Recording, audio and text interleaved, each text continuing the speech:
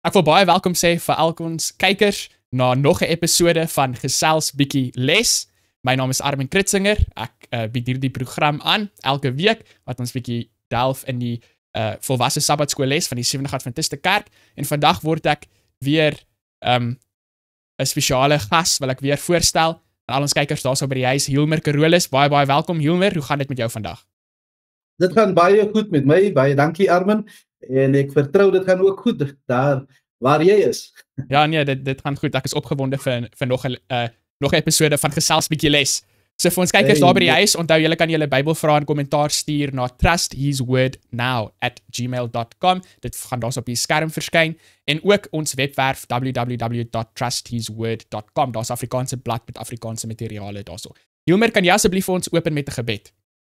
Ja, sekerlik. Kom ons sluit ons oë. Onse Vader in die hemel, baie dankie vir die voorreg wat ons het om so 'n bietjie les te gesels. Baie dankie vir die les. Baie dankie ook vir u woord wat alles duidelik maak.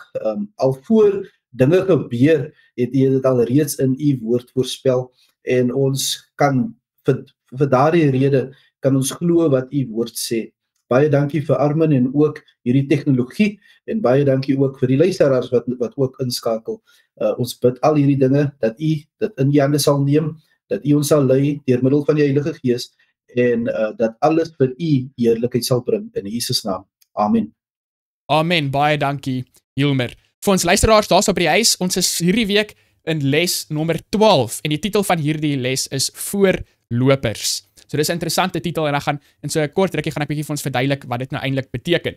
So ek gaan begin met die geheue-teks daarso uit 2 Timoteus 1:7, en Hilmer, hierdie is darem maar 'n baie bekende Bybelvers. Dit sê, want God het ons nie 'n gees van vreesagtigheid gegee nie, maar van krag en liefde en selfbeheersing. Op Sabbatmiddag, die inleiding van hierdie les, sê vir ons dat hierdie week gaan ons na 2 Bybelverhale kyk, wat eindtyd gebeure uitvoerig voorafskiet. So basies die titel van hierdie les wat sê voorlopers, Hilmer, dit wys basies op hierdie 2 stories wat ons gaan kyk, wat vir ons lesse leer, wat ons kan voorberei vir die eindtyd, of wat daar beginseltjies is wat dieselfde is as wat ons gaan tegemoet kom in die eindtyd. So die eerste storie, Hilmer, waarna ons gaan kyk, is Sadrag, Mesach en Abednego. Dit is Daniel se 3 vriende. Dit is die Ou Testament storie. En dan gaan ons na die Nuwe Testament toe beweeg, wat ons 'n storie daarso gaan kyk na die vroeë Christene, om ons ook bietjie te kan help verstaan wat gebeur tussen nou en die wederkoms van Jesus. So beide van hierdie stories gaan vir ons help om beter te voor te berei in die eindtyd te kan verstaan. Ons begin soos wat daarso is. So Hilmer, dan gaan ons sommer direk inspring daarso na Sondag se les toe, maar voor ons gaan begin daarso, laas week het jy presies dieselfde ding gesê, en omtrent elke week sê ons dit, want op die einde van die dag is dit die tema van ons Gesels Bietjie Les is, Jesus moet altyd die fokus wees. En so hierso op Sabbatmiddag sê dit ook vir ons, dit is belangrik om te onthou dat die profesie moet altyd op Christus gefokus bly. En dan as dit op Christus gefokus bly, dan gaan hierdie geheue-teks waar wees vir ons, dat die Here gee vir ons nie 'n gees van vreesagtigheid nie, maar van krag en liefde en selfbeheersing. So kom ons beweeg aan daarso na Sondag se deel van die les toe. En Sondag se deel van die les is Daniël hoofstuk 2. Nou Hilmer, dit is 'n baie geliefkose deel vir my in die Bybel, want dit het baie beteken vir my toe ek regtig Christendom aanvaar het as die waarheid. Ek het self so 'n Nebukadneser beeldjie hierso vir ons kykers vir die huis, as julle hom kan sien. Hierso het ek 'n Nebukadneser beeldjie hierso op my tafel. So ja, Hilmer, kan jy 'n bietjie vir ons luisteraars by die huis gou so vinnige opsomming gee? Wat vind ons daarso in Daniël hoofstuk 2? Natuurlik, een oggend of een aand gaan slaap Nebukadneser met 'n gedagte in sy verstand, en die gedagte is wat gaan word van sy koninkryk, en hy dink so 'n bietjie aan sy koninkryk en die toekoms, en soos hy gaan slaap gee God toe vir hom ook 'n visioen, 'n droom. Ja. En hierdie droom is 'n standbeeld van goud, silwer, brons, yster en klei, of brons of koper, soos sommige Bybel sê, yster en klei, en elke deel stel dan 'n wêreldryk voor. Ons en natuurlik, hy skrik toe voor ons praat van die wêreldryk, terwyl hy na hierdie beeld kyk, kom maar ook dan 'n klip en verpletter hierdie beeld, en hierdie klip is sonder mense hande uitgekap. Dit verteenwoordig natuurlik, soos ons gaan sien, God se ewige koninkryk. En dit Nebuchadnezzar skrik toe wakker en hy is bietjie omgekrap, want hy nie net omdat hy nie weet wat die droom beteken nie, maar hy het selfs die droom self vergeet. En ek sê toe, as sy manne, hierdie wyse manne, Armin, as hierdie wyse manne vir hom nou nie kan sê, nie net wat die droom beteken nie, maar ook wat die droom selfs was, dan sal hy vir hulle en hulle familie sal almal dan doodgemaak word.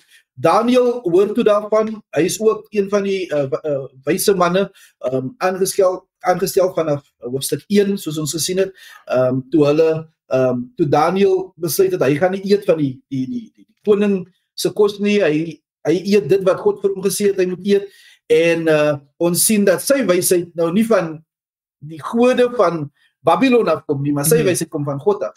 En hy erken ook dat sy wysheid van God afkom.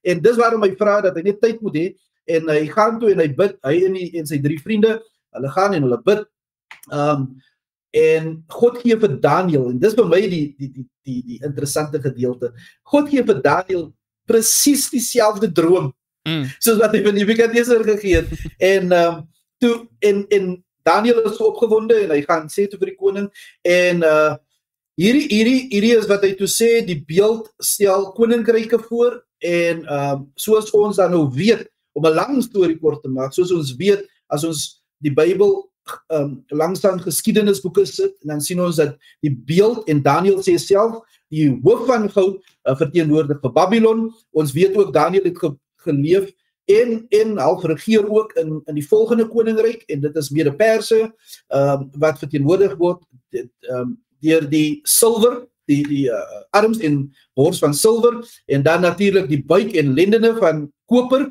is Griekeland, soos die geskiedenisboeke vir ons ook sê, en dan natuurlik hierdie lang bene van yster, verteenwoordig dan vir Rome, soos geskiedenis vir ons sê, en dan natuurlik was daar was nie weer 'n super wêreldryk nie, want die Bybel het gesê, of deur hierdie droom sê God vir Nebuchadnezzar, vir Daniel en ook vir ons, dat daar gaan nie weer een supermag wees nie, maar dit gaan verdeeld wees, en ons leef nou, en dis waarom daar yster en klei is, maar ons leef nou in daardie tyd, en iemand het so 'n week gelede, toe ons nou praat oor hierdie beeld, het iemand gesê, ons leef in die toenaals van daardie beeld, en ja, so dit is, hierdie droom is nie net vir Nebuchadnezzar belangrik nie net vir Babylon, destydse Babylon nie, maar ook vandag vir ons is dit belangrik. So, wat ons dan sien, deur hierdie is dat, en ek wil dit noem, want dit gaan gedurig deur, as ek nou genoeg kans genoeg te praat, kan ons sien, dat die stories waar ons vandag oor praat, gee vir ons, of bring na vore aan ons, die beginsels van 2 koninkryke. God se koninkryk, en die koninkryk van hierdie wêreld, of die duiwel se koninkryk. En ons sien hier selfs in die begin, God het nie 'n beeld laat verskyn wat almal kan sien. Hy het 'n droom gegee. En ek dink ons het verlede week ook gepraat oor hoe God ook deur drome praat. In fact, dis nie eintlik gesels bietjie lesie, dis 'n ander program wat ek kan gebied het. Praat van hoe God in hierdie dae ook gaan praat, en hoe hy altyd gepraat het met mense is. Een van die middels wat hy gebruik is drome. En hy gee hierdie droom, Nebuchadnezzar kan nie staat maak op 'n letterlike beeld nie. Al wat hy gaan kry, is die woord van God deur Daniel. En Daniel vertrou nie op wat gesien word nie, maar op wat God openbaar het. Jy weet, God se koninkryk werk deur sy woord, en dis waarom ek sê, hierdie trant gaan reg deur die les. Dit is gebaseer op sy woord, nie deur stigbare simboliek nie. Baie dankie, Hilmer, jy het baie belangrike punte daarso vir ons almal genoem, daarso vir kykers, luisteraars daarso by die huis, soos wat Hilmer vir ons verduidelik het nou van hierdie beeld, Babylon, Mede-Perse, Griekeland, Rome, en toe die koninkryk wat so verdeel het. Hy het vir ons gesê, en dit is so, as ons kyk na die geskiedenis, het dit presies so uitgewerk as wat die Here vir ons vooraf reeds gesê het. Nou, die interessante deel, Hilmer, is, as ons nou weer terugkom hierso by die les, soos wat elke stukkie van daai beeld presies uitgewerk het soos wat die Here gesê het, En soos wat jy gesê het, laasweek het hulle gesê ons lewe in die toonhals van hierdie beeld. Nou is daar nog een deel van hierdie beeld wat basies nog vervul moet word. En dit is daai klip waarvan jy gepraat het wat die beeld getref het op sy voete en die beeld heeltemal gebreek het en daardie klip verteenwoordig God se koninkryk, soos wat jy vir ons daarso verduidelik het. So, soos wat jy gesê het, ons sien in die les hierdie koninkryk van God en die koninkryk van die wêreld en ons kan sien die koninkryk van die wêreld wil op sigbare tekens lewe waar die koninkryk van God lewe op geloof in God se woord. Ook die koninkryke van die wêreld is tydelike koninkryke. Elkeen van hierdie koninkryke het tot 'n einde gekom, maar die koninkryk van God is 'n ewige koninkryk. Daardie rots wat hierdie berg geword het wat die aarde gevul het. En so daar aan die einde van Sondag se les vra dit vir ons daai vraag: hoe bewys Daniël 2 aan ons dat God nie net die toekoms ken nie, maar dat hy uiteindelik in beheer daarvan sal wees? Dit is basies deur hierdie rots, deur hierdie klip wat hierdie beeld getref het op die voete. So ons kan deur al hierdie profeseë gaan en partykeer word mense bietjie skrikkerig en word bietjie bang, maar die hoof doel of eindpunt van hierdie beeld is dat God gaan 'n koninkryk oprig wat nie tot 'n einde gaan kom nie. En weer terug na die geheeteks, die Here gee nie vir ons 'n gees van vrees nie. So ons hoef nie te vrees as ons deel is van God se koninkryk nie. Nou Jomer, as ons kyk na Maandag se deel van die les, nou kom ons by die aanbidding van die beeld. So in Daniël hoofstuk 2, jy het nou net vir ons verduidelik hierdie beeld, waar elke stukkie van hierdie beeld is van 'n ander tipe materiaal gemaak. Nou hierso in Maandag se deel van die les, nou vertel die les vir ons daarso in Daniël hoofstuk 3, vir ons kykers by die huis, hulle kan die video net hierso pause en dan Daniël hoofstuk 3 gaan lees. In Daniël hoofstuk 3, nou sien ons 'n ander tipe beeld wat Nebukadneser wil hê die mense moet aanbid. Jomer, vertel vir ons bietjie, wat was nou anders gewees aan hierdie beeld in die volgende hoofstuk, hoofstuk 3, en hoekom sy die koning nou so 'n tipe beeld gemaak het? Wel, Nebukadneser is natuurlik nie gelukkig met God se tydlyn nie. Jy weet, hy is nie gelukkig met God se profeseë nie, want hy het gedink hy gaan vir ewig duur en dat sy koninkryk vir ewig sal duur. En toe gaan maak hy nou in oppositie tot dit wat God gesê het, gaan maak hy 'n goue beeld, totaal goud. Want Daniël het vir hom gesê, jy is die hoof van goud, dit verteenwoordig vir jou, Nebukadneser, dit verteenwoordig vir Babylon, maar Nebukadneser in opstand teen God se woord, gaan bou hy 'n goue beeld, totaal goud, en nou is hy ook aanbidding tot hierdie beeld. En ons sien weer, die wêreldse koninkryke, die koninkryk van die duiwel, het meer te doen met sigbare dinge. Hy wou nie net vir hulle dit sê wat hy gedroom het nie, of wat hy wil hê nie, altans. Hy wil dit ook eers plaas waar mense dit kan sien. So koning Nebukadneser, hy aanvaar nie hierdie idee van sy koninkryk is net 'n tydelike koninkryk nie. Nou, maar dis eintlik interessant, as ons kyk daar in hoofstuk 1, het hy klaar hierdie ontmoeting, ervaring basies met die God van die Hebreërs, deur Daniël en sy vriende wat nie die koning se kos geëet het nie, en hulle was wyser en slimmer gewees as die koning se mense. En in hoofstuk 2 weer eens, toe Daniël vir hom hierdie droom kon uitlê, dan gee hy basies, eer, of glorie aan die God van die hemel, maar dit het nie altyd gehou nie. Dit het nie vir ewig gehou nie. So dit beteken nie, omdat jy vandag sê die Here is goed, en omdat jy vandag eer en glorie gee aan die Here, dit gaan ook môre gebeur nie. Dit is 'n dag tot dag stap wat ons moet neem met die Here. Nou, Hilmer, die les vra vir ons om te kyk daarso na vers 17 en 18. Dit was die antwoord van die 3 vriende, so Sadrag, Mesach en Abednego, dit was hulle name in Afrikaans. So, die Bybel vra vir ons om te kyk. Jy moes jou kinders hierdie name gee, dan sal dit beter. Ja, ek het juist 3 seuns, so dit sou mooi uitgewerk het, ja. So, kom ons kyk daarso na hulle antwoord, vers 17 en 18.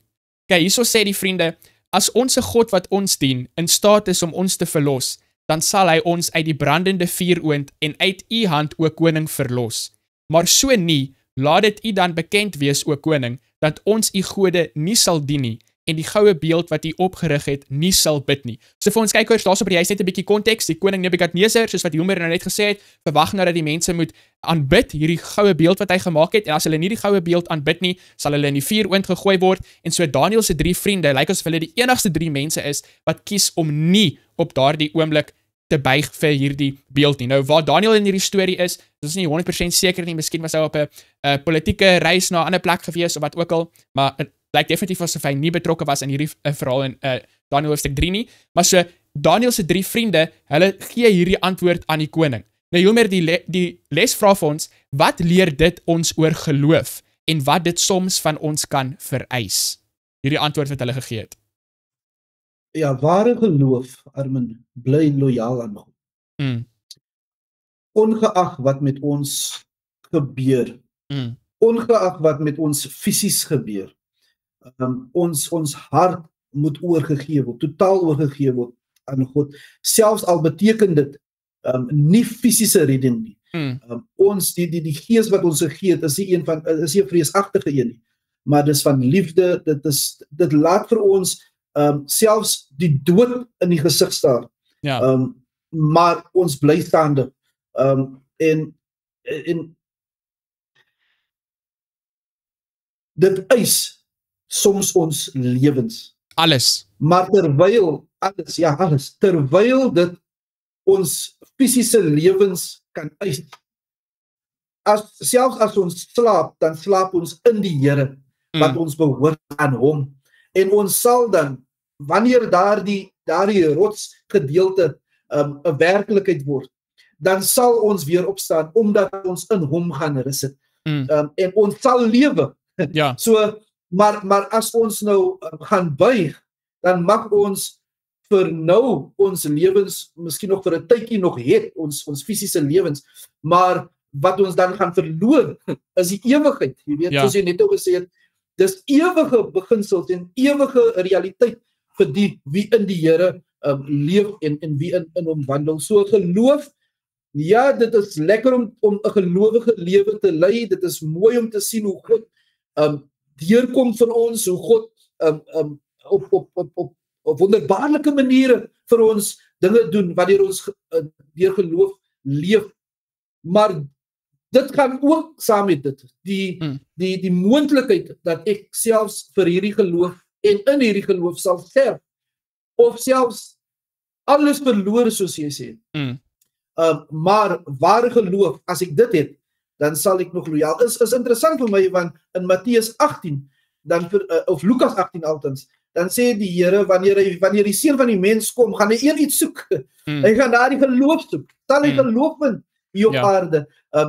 Op daardie plein van Dura, het hy geloof gevind, met 3 manne wat gestaan het. Jy weet, en wat vir my interessant is, veral vir ons wat leef in hierdie laaste dag, hulle kon seker, omdat hulle nou so hoog op was, in 'n posisie, kon hulle ook dat miskien gevra het, om voorheen gesê het, weet jy wat man, jy sê nou ons moet dit doen, maar ons sê nou al vir jou, ons gaan nie môre, gaan ons nie buig nie, so stuur maar vir ons ook weg, jy weet, sodat jy nie eier op jou gesig het, of enige soos dit, jy weet, maar hulle het nie gesoek of dit, wat hulle wel gesoek het, Armin, is 'n geleentheid om vir God die meeste heerlikheid te bring.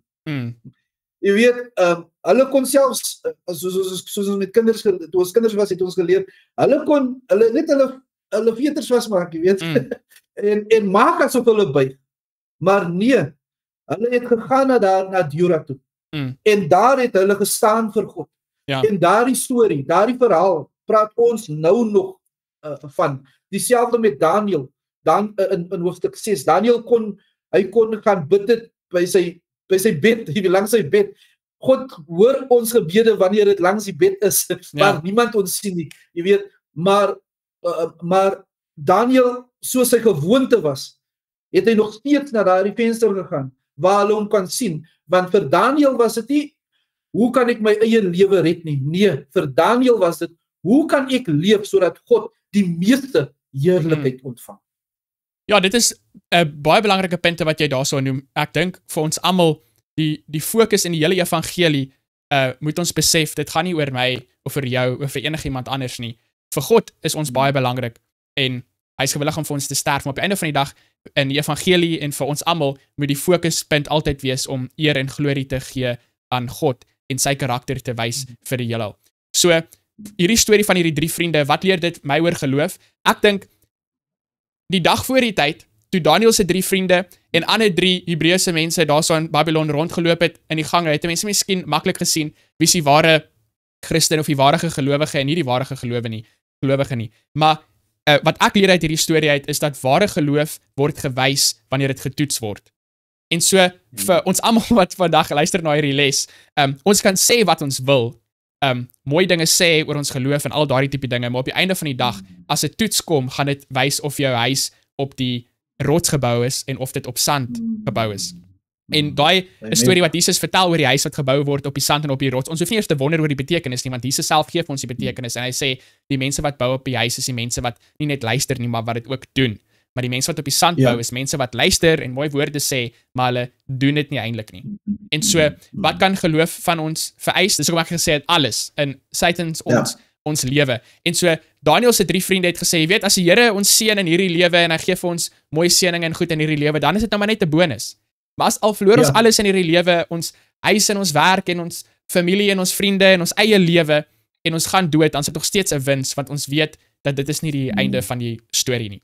Nou Hilmer, jy het 'n interessante punt daaraan geraak wat aan die einde kom daarso van maandag se les, en dit gaan oor hierdie verskonings maak, om te rasionaliseer. En jy het gesê, weet, hulle kon nou maar net afgebuk het daarso en hulle skoenveters, gemaak het vir hulle skoenveters vasmaak. Ek het ook al gehoor, weet, 'n klomp verskonings, as ek in 'n situasie is waar ek nie iets op 'n Sabbat kan bywoon nie, en dan sê partykeer die mense vir my, Armin, hoekom doen jy nie so nie, of hoekom doen jy nie so nie, amper om die mense te flous, asof jy nog daar is, maar jy is nie eintlik daar so nie. So, Lukas 16 vers 10 sê daar so vir ons, hy wat getrou is in die minste is ook in die groote getrou, en hy wat onregverdig is in die minste is ook in die groote onregverdig. Ek onthou hierdie les het ons laasweek ook gedeel. So, Hilmer, hoe maklik is dit vir ons om te rasionaliseer en verskonings te maak, om te vermy om te doen wat God van ons wag, en om 'n kompromie aan te gaan? Dit is maklik. Want Hilmer, jy weet, onthou net Hilmer, die Here gaan verstaan. Wel, as die Here sou verstaan het, ek bedoel, jy weet, al wat Adam en Eva gedoen het op daardie stadium was om 'n vrug te eet. Jy weet, maar tog, omdat God nie kan verander nie, en sy wette kan nie verander, en sy woord kan nie verander, moes daar gevolge wees, selfs vir 'n vrug, as ons nou, sommige mense sê is 'n appel gewees, maar as ons nou, dink nou net aan dit, 'n appel, of 'n vrug, of 'n lemoen, of, hoe groot is dit dan nou, wanneer dit by die koninkryk, dit is mos nie 'n groot ding nie, maar ons sien, dat die wet van God eis gehoorsaamheid, totale oorgawe, totale gehoorsaamheid, en, jy weet, met die klein dinge, is interessant dat ek nou na Adam en Eva toe gaan, want Daniel en sy vriende het ook, was ook in 'n posisie waar hulle moet kies, gaan ons compromise, of gaan ons gehoorsaam wees en loyaal wees aan God, en wat hulle gekies het, is om, die Bybel sê, hy het in sy hart 'n oorgawe gemaak, 'n besluit gemaak. Sy hart het aan God behoort, en dit het hy al voorheen besluit. So, as hulle, ek glo as hulle daar 'n kompromie aangegaan het, sou dit baie makliker gewees het vir hulle om dan liewer ook maar net te buig, en vir Daniel in hoofstuk 6 ook dan maar nie te gaan bid, daardie drie keer gaan bid, 'n dag nie, maar kompromie in die klein dinge lei tot groter afvalligheid. En die teenoorgestelde is ook waar. Getrouheid in die klein dinge lei ook tot groter getrouheid.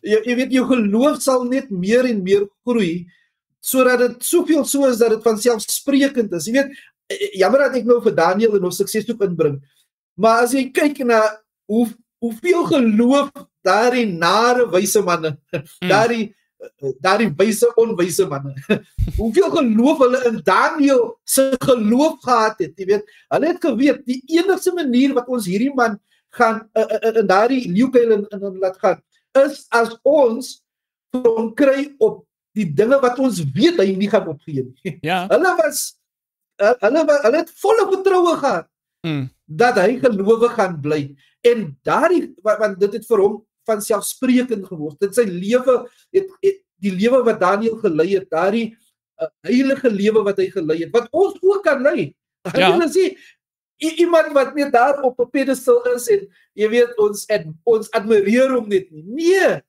die admirasie gaan nie vir Daniel nie, dit gaan vir Jesus. Want Jesus het oorwin, hy het 'n volledige heilige lewe geleef, En omdat hy dit gedoen het, gee hy vir ons ook die geleentheid om dit te kan doen, sodat ons ook wat in hierdie laaste dag loyaal aan hom sal bly, sal leef volgens elke woord wat uit sy mond uitgaan, en dan en dit sal vermy dat ons in wanneer die toetse kom, en die groot toets kom, dat ons dan afvallig sal word.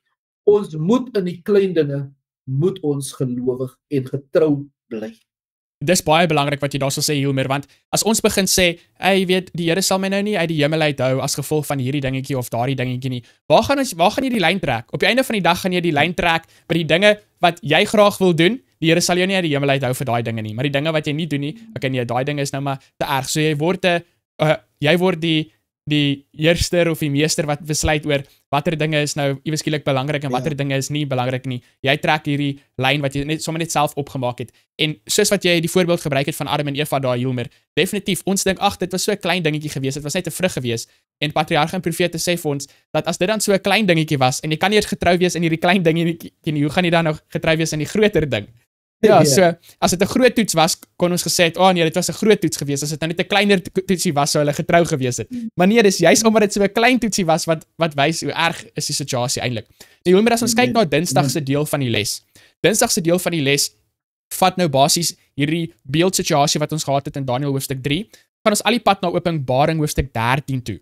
Openbaring hoofstuk 13 vir ons kykers by die huis, baie belangrike hoofstuk in die Bybel, wat praat oor 'n beeld van hierdie dier wat opgerig word.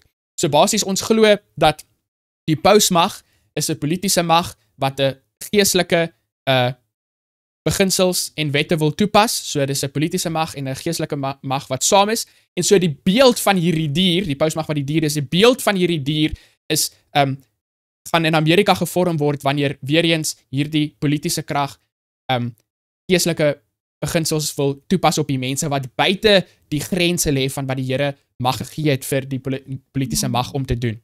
Nou, Hilmer, 'n belangrike vraag wat ek wil hê ons met gesels hierso vir Dinsdag basies. As ons kyk hierso na die gedeeltes wat hulle wil hê ons moet lees, dan gaan dit basies oor aanbidding teenoor God en aanbidding teenoor die dier. Aanbidding teenoor God is gehoorsaamheid aan sy gebooie, volg die lam waar ook al hy gaan. Hilmer, wat is aanbidding? Wat beteken dit om God te aanbid? Wat beteken aanbidding? Wel, as ons die Bybel bestudeer, dan sien ons aanbidding is nie net om gesange te sing in die kerk. Is dit nie net praise and worship nie? Wel, nee, nie Bybels nie. Menslik, ja, maar nie Bybels nie. Jy weet, die Bybel leer ons dat aanbidding te doen het met gehoorsaamheid. Ons sien, selfs die dier en wel albei diere in Openbaring 13 en selfs die draak wat die duiwel, daardie ou slang genoem word. Selfs hulle weet dat dit nie net praise and worship is nie. Want wat gebeur is die dier deur dwang. Hy forceer mense om iets te doen. Jy weet, in gehoorsaamheid tot mensewette. Want hy wil dit so graag hê en hy weet as hy dit kan reg, dan is daar aanbidding vir hom.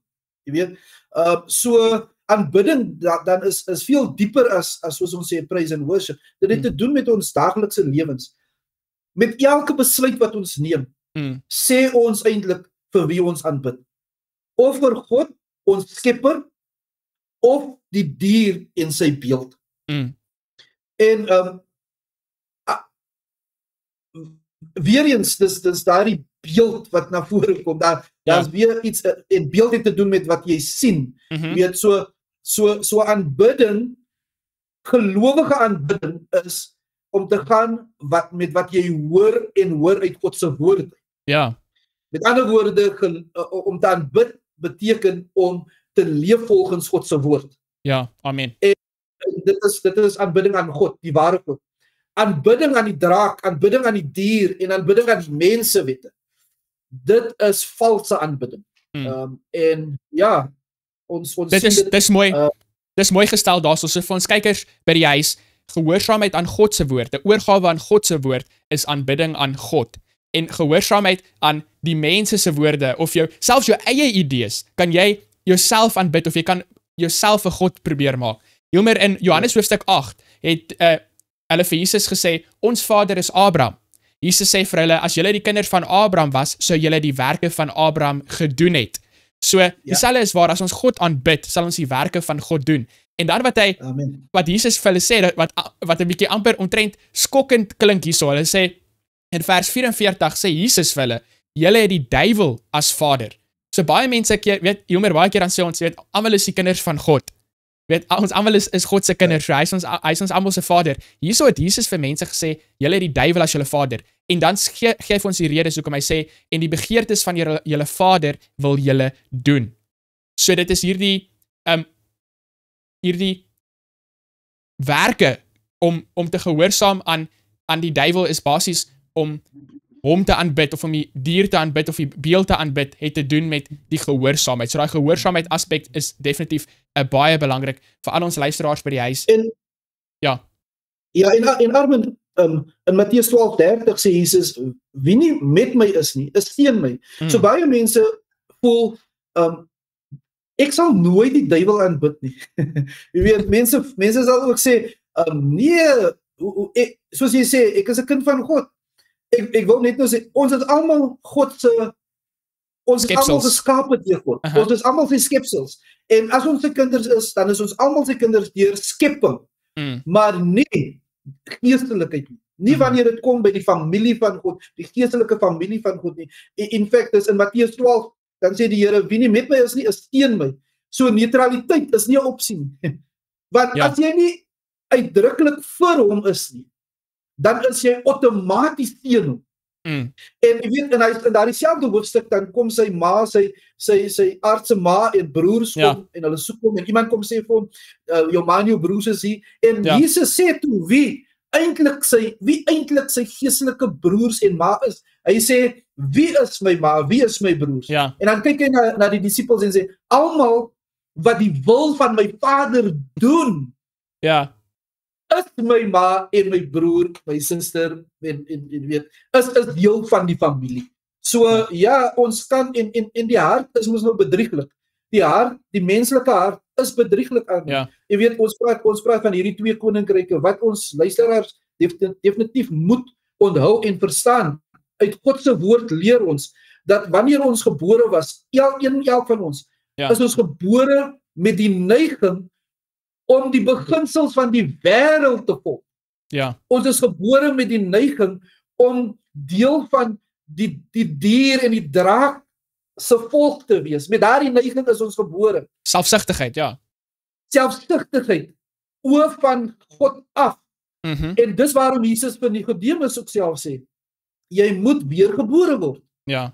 Die wedergeboorte plaas in ons nou neigings om die beginsels van die ewige koninkryk, daardie klip van Daniël 2, die ewige koninkryk te volg. Jy weet, dinge wat nie net aardslik is, waar die duiwel kom, waar hy inbraak maak, waar hy gesteel word, waar dinge roes en vergaan nie. Nee, wanneer ons weer gebore word, wanneer ons weer die waters gaan, en ons sterf tot self en tot sonde en tot die neiging selfs van die neigings om wêreldse beginsels te volg. Wanneer daardie dinge sterf in ons, dan kry ons nuwe smaak, ons kry nuwe belange, ons kry nuwe, die Bybel sê altyd nuut kom word. 'n nuwe mens, en ons het nou 'n nuwe mens in Christus geword, 'n nuwe skepsel, een van syne.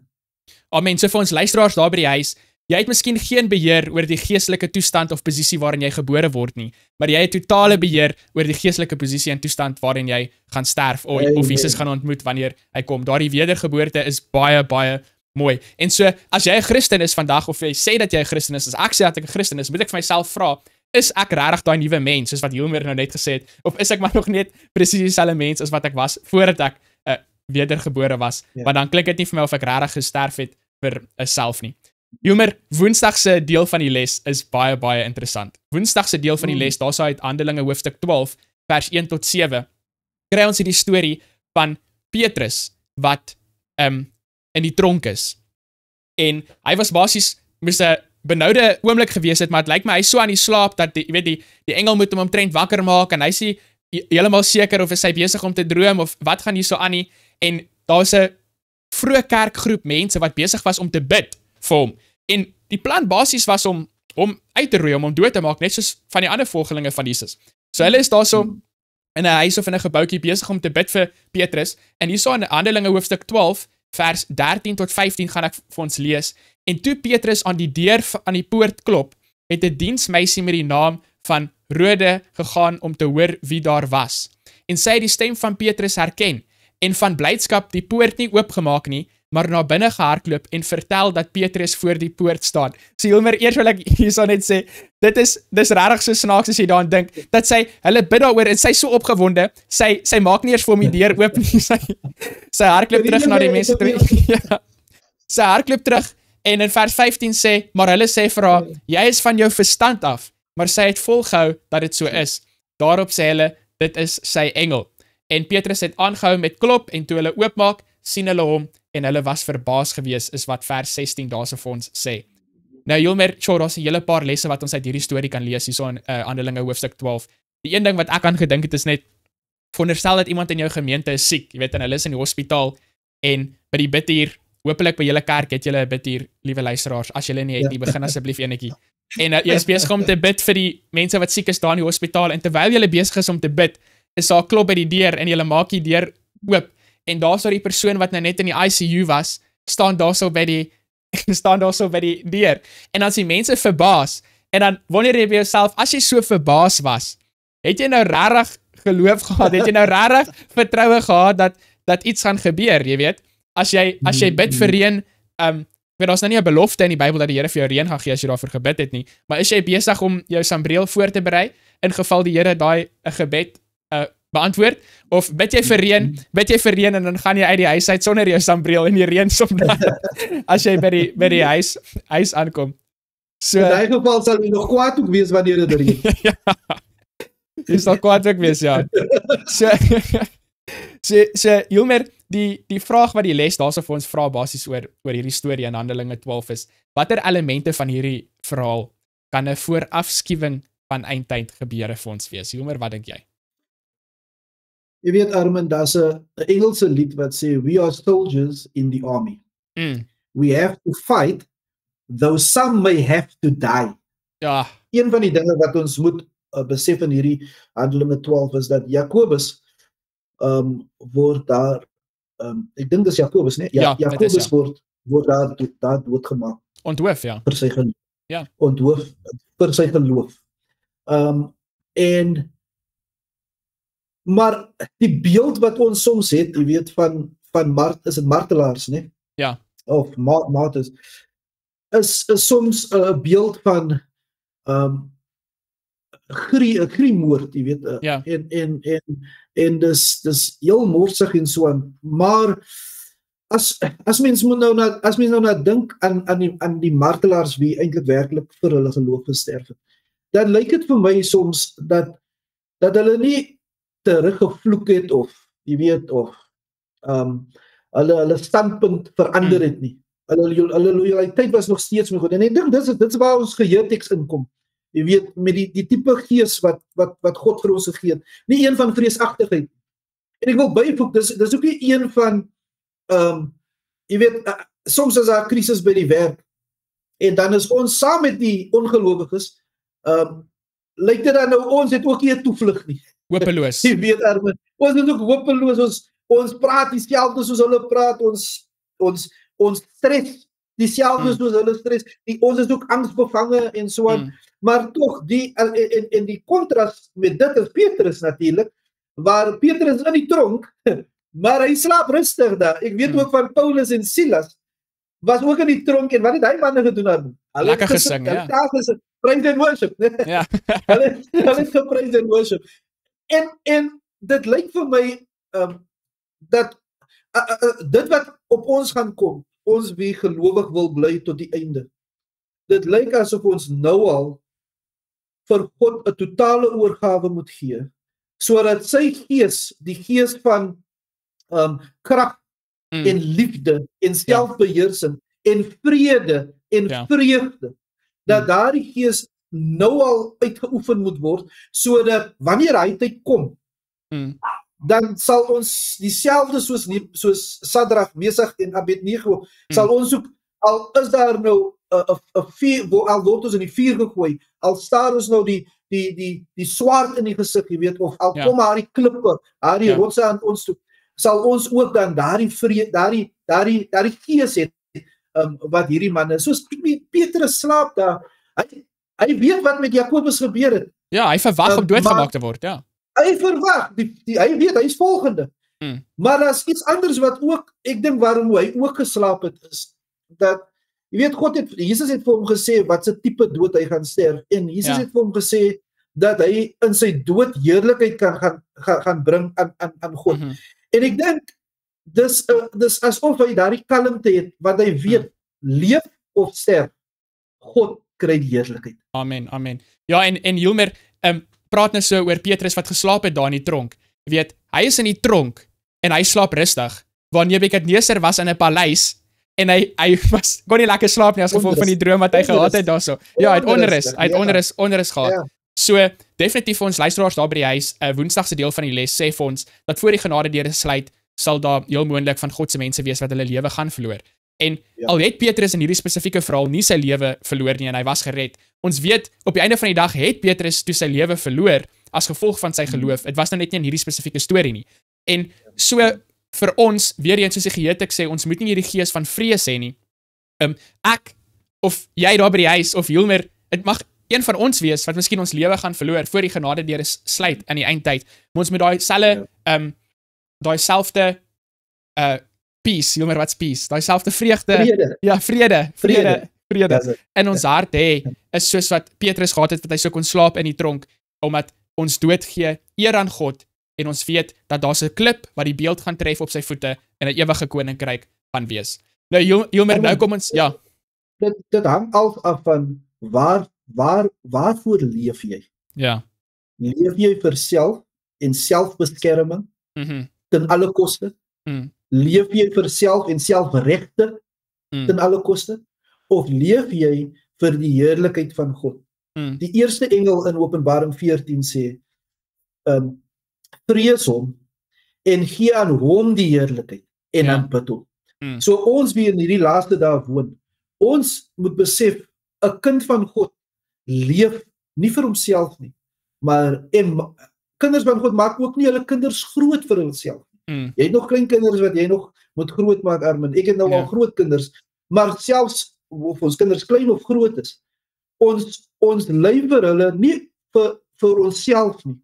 Ons maak hulle groot vir die heerlikheid van God. Amen, en ons moet nou al daar besluit, elkeen van ons, die luisteraar, ek en jy, ons moet nou kies wie ons gaan dien, vir wie ons gaan aanbid. Maar soos Joshua sê, vir my, ek en my huis, ons sal die Here dien. Amen. Hilmer, nou kom ons by 'n interessante deel van die les. Donderdagse deel is die merk van die dier. Hilmer, baie mense in die Christelike wêreld, ek sal sê, moontlik meeste van die mense in die Christelike wêreld, hulle glo dat die merk van die dier is 666. Daar's boeke daaroor geskryf, daar's films wat hulle al daaroor gemaak het. Nou Hilmer, ons weet dat Openbaring 13 sê vir ons dat die merk van die dier is nie 666 nie, dit is die nommer van die dier. Maar vir ons luisteraars daar by die huis, Hilmer, miskien is daar iemand wat wonder vandag, wat is nou eintlik die merk van die dier? Hilmer, ek weet dit is nou moeilik om vir jou te vra om 'n vinnige opsommetjie te gee, want dit vat gewoonlik bietjie verduideliking. Maar kan jy vinnig net vir ons luisteraars daar by die huis sê, volgens die Bybel, volgens die boek van Openbaring en so aan, wat is nou eintlik die merk van die dier? Wel, die merk van die dier, soos ek een keer gehoor het, is eintlik die merk van die dier. Dis die daad van die dier mag, wat bewys dat hy autoriteit het en gesag het, wat sy gesag bewys. En volgens soos ons die profesie verstaan, en soos ons op 'n vroeër lesing ook uitgespreek het, weet ons dat die Rooms-Katolieke Kerk die agent is wat deur die dier verteenwoordig is. En die merk, volgens daardie kerk, hulle merk is wanneer hulle die geestelikheid van die Sabbat gedraai het vanaf die 7de dag na die eerste dag toe. En almal wie dan aanbid op die dag van mense gesag, ontvang die merk van die dier. En almal wie aanbid, wie aanbid en aanbidding gee aan die Skepper, op die dag wat die skepping, hoe sê mens, memorialize, nee? Ja, die herdenking van die skeppings. Die herdenking van die skepping is die Sabbat, die 7de dag Sabbat. Ja. Aanbid dan die Skepper. So die aanbidding aan God op sy dag word dan die seël van God. En die aanbidding van die op die eerste dag aan die dier wie die wet maak, is dan die merk van die dier. Jy kry ontvang dan die merk van die dier. So ja, dit is Baie nie dankie. triple sessie, dis soos jy sê, dis die nommer, Ja. maar dis en dis weer eens iets, dis dinge wat sigbaar is gesien. Jy weet, ek wil net weer sê, as jy kyk na baie van die kerke, en jy sien waarop die klem lê, het dit weer te doen met emosies en dinge wat jy kan sien. En die kerk wat die kerke wat aanbid op God se Sabbatdag, is meer oor die woord van God. So daar kom daardie beginsels, Die twee koninkryke, ja. kontrasterende koninkrykse beginsels weer na vore. Ja, Hilmer, so vir my as dit kom by die merk van die dier, wat hier so weet, donderdagse deel van die les is, soos wat jy gesê het, dit kom weer terug op die einde van die dag na aanbidding. Aanbid jy God, of aanbid jy die weg en die woord van mense? Die wat vir God aanbid, volg sy gebooie, insluitende die 7de dag Sabbat, en die mense wat die dier aanbid, volg sy gebooie, wat insluit die valse Sabbat wat opgestel word.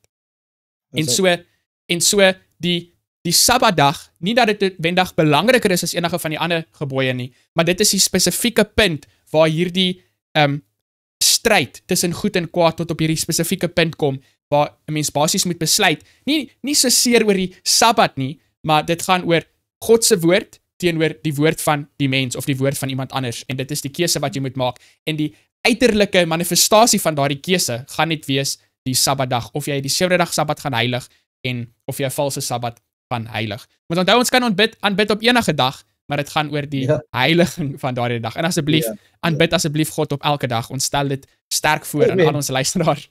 Moenie net op Ek dink dit al reeds Sabbat breek as ons op enige van die ander dae nie aanbid nie. Dis reg so. Jy weet, because as jy op een geval het en dan is dit dan breek jy almal. Insluitend die Sabbat. Dit is 'n belangrike punt wat jy daarso gebring het. Nou Hilmer, die les vra vir ons om te kyk na 'n storie, donderdagse deel van die les, daarso in Matteus hoofstuk 12 van vers 9 tot 14. Nou vir ons luisteraars by die huis, julle kan hierdie 'n stukkie lees hierso, wat dit basies oor gaan. Dit gaan oor hierdie man met hierdie verdorde hand. En op die Sabbatdag het Jesus toe hierdie man genees. Hilmer, dit is 'n wonderlike storie eintlik as jy dink, iemand met 'n verdorde hand. En hoe het Jesus hom gehelp? Jesus het vir hom gesê, steek uit jou hand. Nou, hoekom sal jy vir iemand met 'n verdorwe hand sê, steek uit jou hand? Dit is soos hy vir die man gesê het wat nie kan loop nie, staan op en loop. En omdat daardie mense geloof het in die onmoonlike, en hulle weet dis God se woord, in God se woord is die krag om die onmoonlike moontlik te maak. So vir al ons luisteraars by die huis, hierdie is basies die evangelie in 'n klein pakkie. Ons het nie miskien 'n verdorwe hand nie, maar daar's 'n sonde wat ons vasvang in ons lewe. Jy kan nie ophou jok nie, jy kan nie ophou met die pornografie nie, of met die rasisme, met die skinder, of wat ook al dit mag wees nie. En net soos wat die 10 gebooie sê, jy moet nie jok nie, so is dit die onmoonlike, soos toe Jesus vir hierdie man sê, steek uit jou hand. En ons moet besef dat in onsself kan ons dit nie doen nie, dis onmoontlik, ons kan dit nie doen nie, ons moet staat maak op die Here, en dan sal jy die hand kan uitsteek, en hy was genees. Nou, toe was die fariseërs baie omgekrap gewees, omdat dit nou op die Sabbatdag was, en dit sê hierso in vers 14 vir ons, daarop het die fariseërs uitgegaan, en saam raad gehou teen hom, sodat hulle hom sou kan ombring. Nie meer, die interessante deel van hierdie storie is nou basies, die fariseërs het 'n probleem, omdat Jesus mense genees op die Sabbat. Maar op die Sabbat kom hulle nou by mekaar om 'n plan te maak oor hoe hulle Jesus kan doodmaak basies. Nou as ons kyk hierso na die les, dit sê, watter vraagstuk het veroorsaak dat die godsdienstige leiers Jesus wou doodmaak? En dit het basies te doen met die onderhouding van die Sabbat. En so wil ek weer eens vir ons luisteraars by die huis net hierdie belangrike punt beklemtoon, dat net om te weet wanneer die Sabbatdag is nie genoeg nie. Die 4de gebod vra meer as net om te weet wanneer die Sabbatdag is. Die 4de gebod vra vir ons om die dag heilig te hou. En so daardie probleem wat daar plaasgevind het in Matteus 12, het nie gegaan oor wanneer die dag is nie, maar dit het gegaan oor hoe om die dag heilig te hou.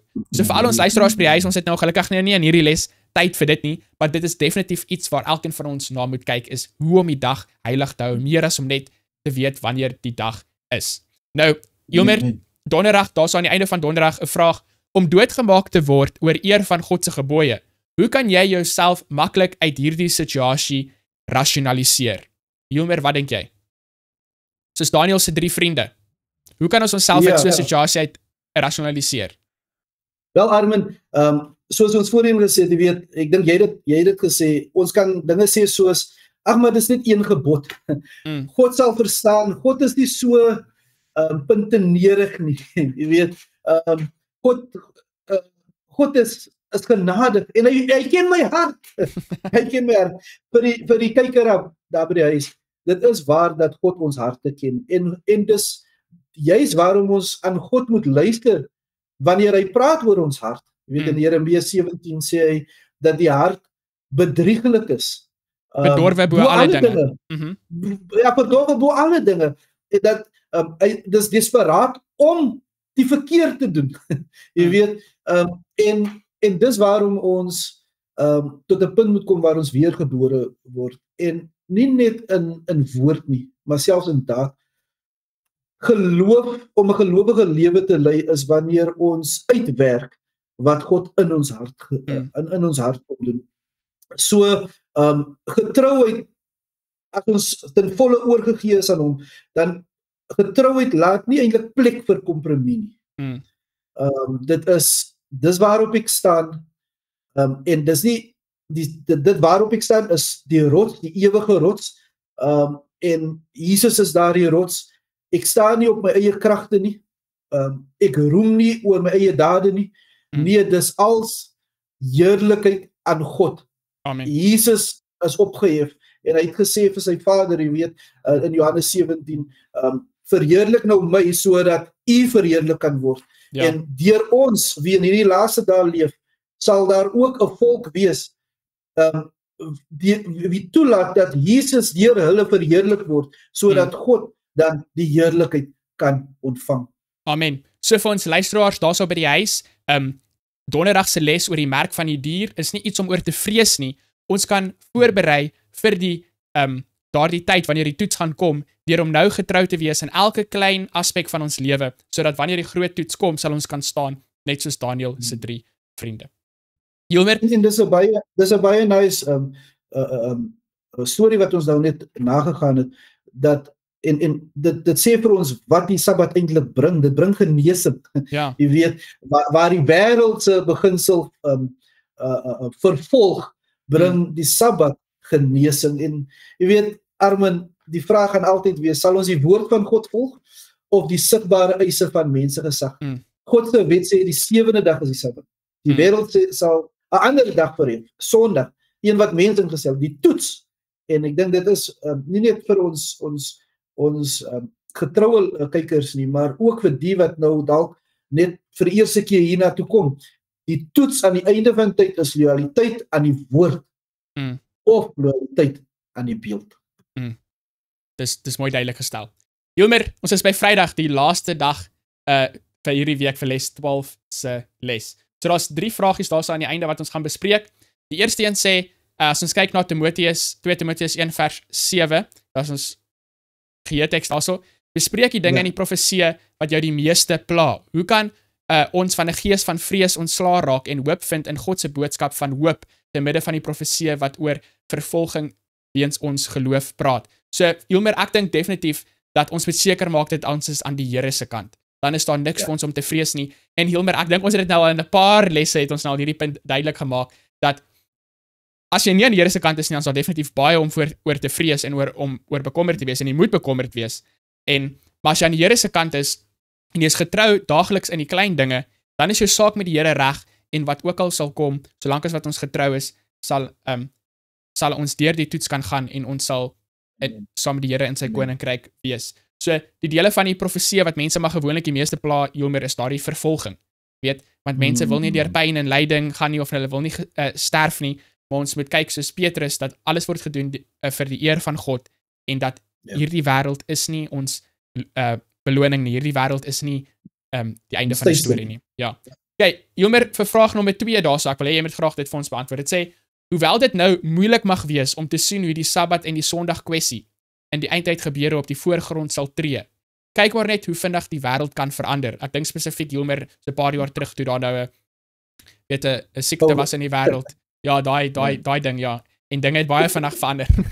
So, wat behoort hierdie waarheid ons te leer oor om nie ons geloof op huidige gebeure wat in 'n oomblik kan verander te plaas nie, maar alleenlik op die geopenbare woord van God? Hilmer, dis kom ek hierdie vraag 2 vir jou gegee het, want jy het die hele les nog so ver gepraat oor hierdie, geloof in God of geloof in die wêreld gebeure en die dinge rondom jou. Hilmer, is dit nie lekker om al hierdie YouTube video's te kyk wat vir ons wys wat in die wêreld gebeure rondom ons aangaan en al hierdie tipe dinge nie? Lekker sensasie.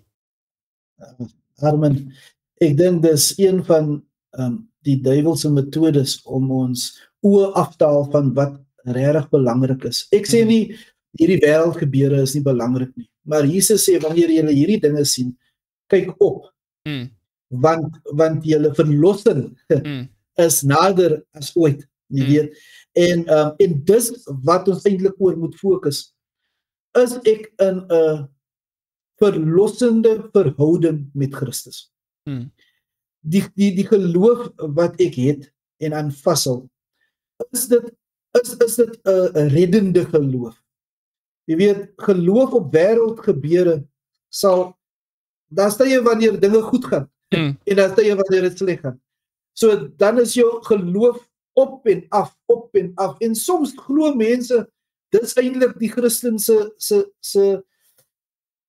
wandel, 'n op en af wandel. Jy weet, nee vriende, dis nie wat die Bybel vir ons leer nie, en dis nie die beloftes wat God aan ons gegee het. En wanneer ons eintlik kyk na die beloftes van God, wanneer ons fokus op sy beloftes en weet dat sy woord, soos daardie droom van Nebukadnesar, net soos dinge uitgespeel het, jy weet, kan ons ook vertroue het dat dinge aan die einde van die dag goed uit gaan werk. Jy weet, ek like daai Romeine 8 vers 28, want dit help vir my om te besef, al is daar baie onstabiliteit in die wêreld, al is daar baie dinge wat verganklik is daar nog steeds iets waarop ons kan vertrou, wat stabiel is, wat standvastig is, iets waarom ons nie net vir nou kan aan vasklou nie of hou nie, maar wat ons vir ewig sal aan vashou. En dit is wat die evangelie is, goeie nuus, en dis die ewige evangelie, so dis altyd goeie nuus. Jy weet, wat Jesus, sy beloftes, wat hy kom doen het vir ons, wat hy nou nog doen, as ons oë gefestig hou op Jesus. Jesus sê vir Petrus, volg my, en die laaste dag volk, soos ons lees in Openbaring 7 en Openbaring 14, is mense wie die lam volg, waar ook al hy mag gaan. Nie die dier nie, nie die eerste dier, nie die tweede dier nie. Volg nie die wêreldgebeurtenisse nie, en so aan nie. Hierdie dinge kom en dit gaan, ons het dit gesien, en ons leef dit nog steeds, dit kom en dit gaan, maar Jesus bly vir ewig. En hoe ons dit eintlik iets ek weet nou nie wat die Afrikaans woord, maar iets tangible kan maak, jy weet, my gunsteling, en ek wil maar afsluit met dit, my gunsteling vers is Jesaja 8 vers 20. Althans, nee, ek hou baie daarvan, maar my heel gunsteling een is Jesaja 40 vers 8. Die gras verdor, die blom verwelk, maar die woord van ons God hou stand in ewigheid. Aan sy woord moet ons vashou, want dit is vir ewig. Ja. So, dit is regtig baie mooi gestel. Daar's so vir ons kykers by die huis, ons moet weet wat in die wêreld rondom ons aangaan, ons bly nie in 'n grot nie, maar jy moet kyk na jou geestelike lewe, die geestelike voedsel wat jy eet elke dag. Is dit meer gefokus op die dinge wat in die wêreld gebeur, die wêreldse gebeurtenisse, of is die hoof fokus aan jou karakter voorberei vir die tweede koms van Jesus en om oorwinning oor sonde te behaal in jou lewe? Hilmer, dan vraag 3 van hierdie besprekingsvragies het ons eintlik klaar behandel. Dit gaan oor Daniël hoofstuk 2, die laaste deel van daardie droom is basies hierdie klip wat die beeld gaan slaan en 'n koninkryk gaan opstel wat vir ewig is. En die vraag is, hoe kan ons verseker wees dat dit sal so gebeur? Dis net soos wat vraag 2 sê, wat ons baseer nie ons geloof op die huidige gebeure nie, maar alleenlik op die geopenbaarde woord van God. En net soos wat al die ander koninkryke gekom en gegaan het, net soos wat God gesê het, so weet ons dat dit gaan gebeur net soos wat God gesê het. En in ons persoonlike geestelike lewe is dit ook so, Hilmer. Jy weet, ons moet die beloftes van God se woord toets. En as ons sy beloftes neem en ons toets dit en ons sien dat hy hou sy beloftes, dan gee dit vir ons geloof en moed om te weet dat die ander beloftes sal hy ook vervul en hy sal ook dit waarmaak in ons lewens. Baie dankie Hilmer dat jy ons weer ons gas was vir les 12 van Gesels 'n bietjie les. Baie dankie vir ons kykers by die huis. Onthou om dit te like en te share, te subscribe, te deel met jou vriende en familie as jy enige baat hierby gevind het. Ek gaan gou vir ons sluit met 'n woord van gebed. Kom ons bid saam. Ons Vader wat in die hemel is, baie dankie vir les 12, die voorbeeld van Daniël se 3 vriende, ook van Petrus toe hy in die tronk was, maar boonbehalwe als die voorbeeld van Jesus Christus wat deur baie pyn en lyding en vervolging gegaan het. Help ons om ons oë gefestig te hou op Jesus en nie die dinge van die wêreld nie, en dat ons geloof nie sal gebaseer word op die wêreldgebeure en die woord van ander mense nie, maar dat ons geloof gebaseer sal wees op u woord, die woord van God. Ons bid vir ons kykers daarso by die huis, help hulle om te weet en te besef dat u is liewer vir hulle as enige ander persoon of enige ander iets ooit sal kan wees. Ons bid dit in Jesus se naam alleen. Amen. Baie dankie Hilmer, baie dankie kykers by die huis. Onthou om volgende week in te skakel vir ons laaste les van die tweede kwartaal, les 13, voordat ons gaan oorbeweeg na 'n nuwe stel lesse vir kwartaal nommer 3. So sluit asseblief weer volgende week aan vir Gesels 'n bietjie les.